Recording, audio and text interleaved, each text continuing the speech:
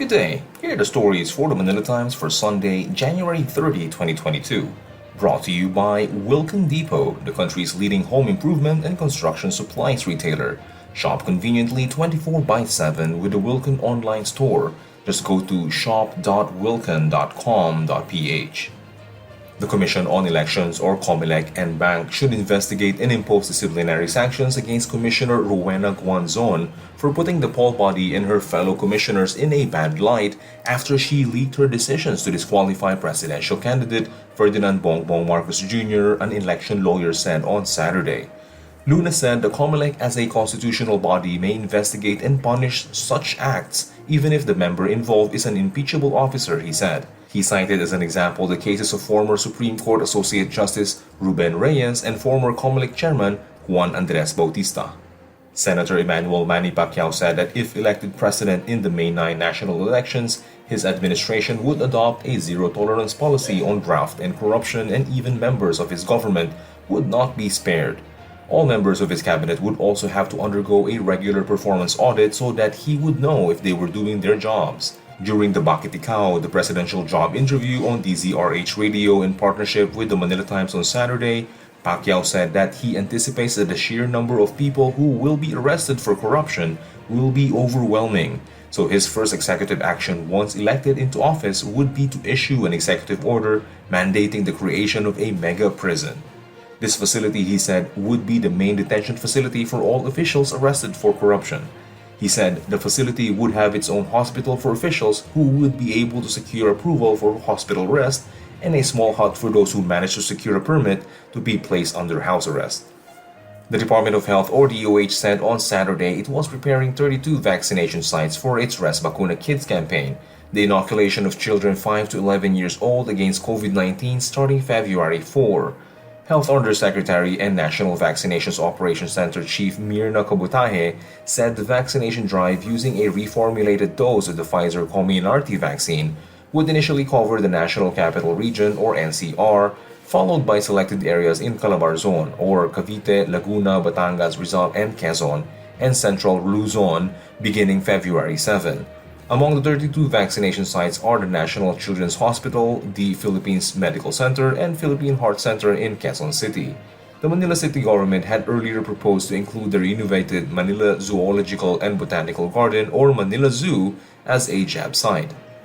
Presidential candidate Faisal Magondato said he would appoint experienced undersecretaries into his cabinet if elected in the coming May 9 national elections.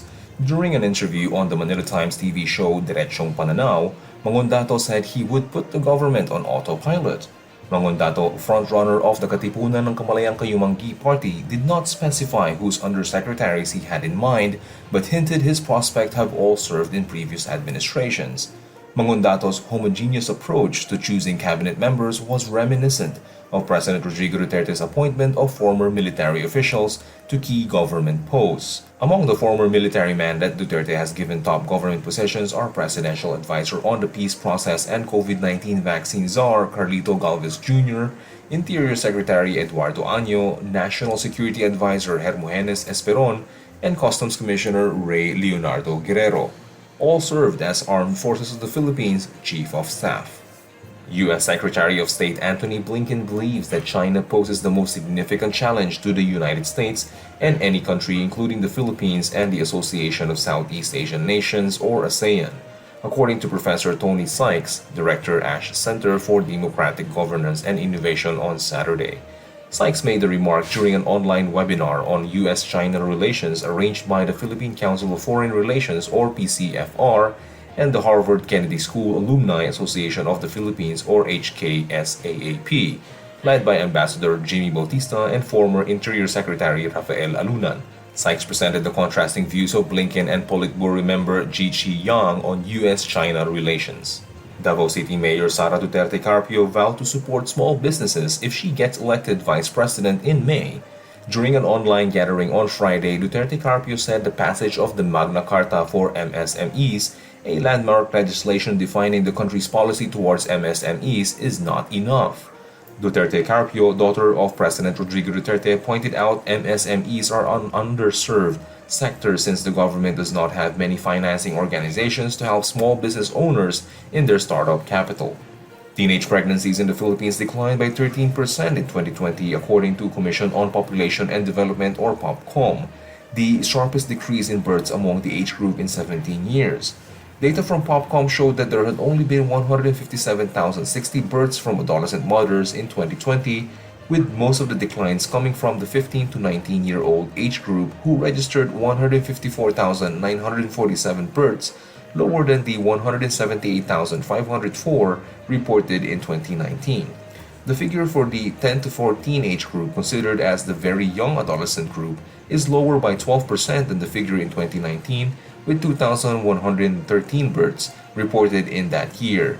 By daily births, only 425 births per day were reported in the 15 to 19 age group in 2020, down from the 2019 figure of 489, while 6 births per day were reported in the 10 to 14 age group, down from the 2019 figure of 7 births per day. The adolescent birth rate in 2020 is also lower at 31 births per 1,000 girls, according to Philippine Statistics Authority data, which is significantly lower than the 47 per 1,000 birth rate as cited in the 2017 National Demographic Health Survey. The Philippine Development Plan from 2017 to 2022 targets a birth rate of 37 births per 1,000, while POPCOM said that it is aiming for a reduction of teenage births by half, using the baseline of 57% teen births on the 2013 National Demographic Health Survey to 28% by 2022. The figures, according to POPCOM Executive Director Juan Antonio Perez III, was due to the increased awareness of the problem of teen pregnancies as well as the lockdowns due to the COVID-19 pandemic that shifted face-to-face learning delivery to predominantly online. Over to business, the Davao City Chamber of Commerce and Industry Incorporated or DCCII is foreseeing a more developed economy for this year as the chamber continues to invest in inclusive growth and recovery from the dreaded pandemic. During its 54th installation of the DCCII officers and Board of Trustees, the Davao Chamber announced the re-election of President Maria Lourdes Monteverde, who served as president of DCCII from 2011 to 2012 and held a variety of roles in the field of medicine and real estate. In 2021, the DCCII committed and realized its goals of reboot, recharge, recover, and reset, which primarily included helping businesses recover from the impact of COVID-19 pandemic as well as adapting new ways of doing business. Monteverde said the DCCII aimed to be able to recover and move forward with strong determination to live with the pandemic. Topping sports, the Philippine women's national football team is blazing a new trail in the 2022 AFC Women's Asian Cup at the Sri Shiv Chhatrapati Sports Complex in India. The team looks to make history when it guns for its first ever ticket to the World Cup when it battles Chinese Taipei in the knockout quarter-final round. Kickoff is at 10 p.m. Philippine time. With a berth to the 2023 FIFA Women's World Cup and a semi-final slot in the 2022 AFC Women's Asian Cup at stake, Philippines coach Alan Stajic believes that the game will be tight and both teams will play with so much pressure. Marlon Ronquillo is our front page columnist. He asked what is the government's COVID-19 pandemic plan. Today's editorial discusses the rights of fishermen in the West Philippine Sea. Read a full version on the paper's opinion section or listen to the Voice of the Times. For more news and information, get a copy of the Manila Times on print. Subscribe to its digital edition or log on to www.manilatimes.net. Follow us on Twitter, Facebook, or Instagram and keep up with the Times. For the Manila Times, this is Paulo Dimapi.